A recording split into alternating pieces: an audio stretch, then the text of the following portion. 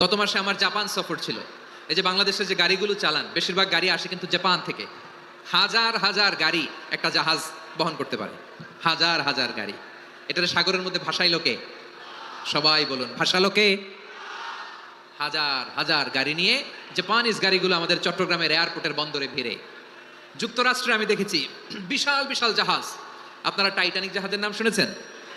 টাইটানিকেরও 8 গুণ 10 গুণ বড়। সুবহানাল্লাহ কইবেন না? টাইটানিক জাহাজের 8 গুণ 10 গুণ বড় একটা জাহাজ আছে, আইকন অফ দ্য সি। আমি দেখে এসেছি।